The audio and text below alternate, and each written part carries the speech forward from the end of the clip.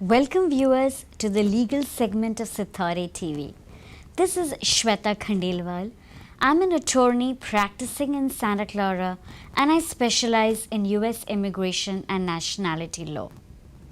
Today we'll discuss some recent developments and changes in H1B visas as well as green card processing, which I believe would be relevant to the South Asian audience.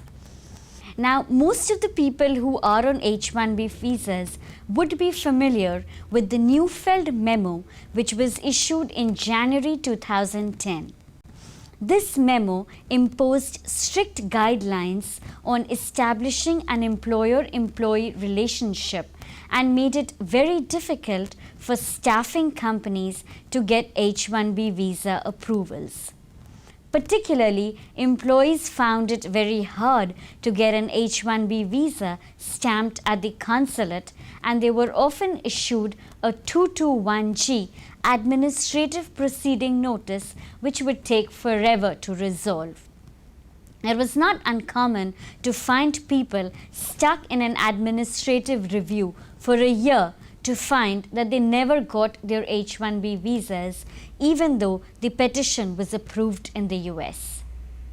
Now, as recently as March 12, 2012, USCIS announced certain relaxations when it came to H1B visas for staffing companies.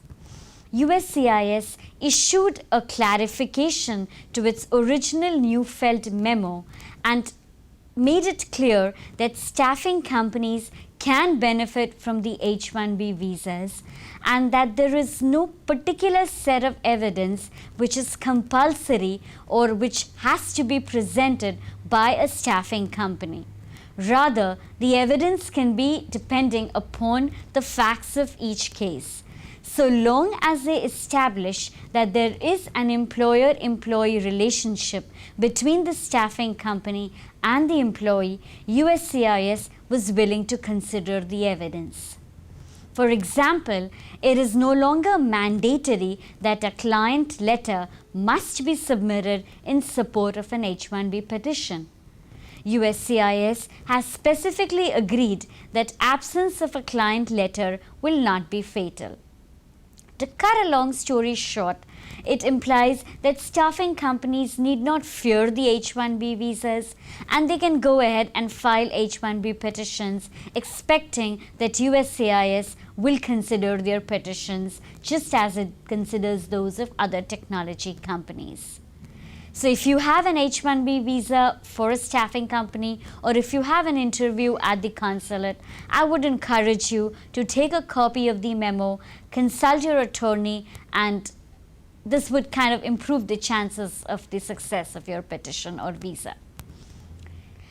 Another recent development has been in the priority dates for EB2 and EB3 category of visas.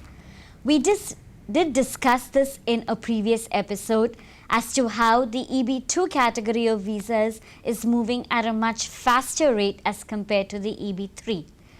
However, in August 16, 2012, the Department of State has announced that it will likely retrogress the EB2 category of visas for both India and China to about August 2007, starting with the May or the June visa bulletin.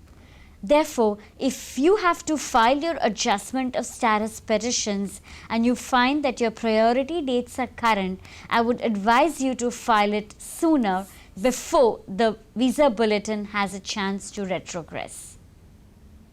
Hope you found this segment useful and relevant. As usual, feel free to send me your comments, suggestions, thoughts or concerns at shweta@khandelwallaw.com. See you next week.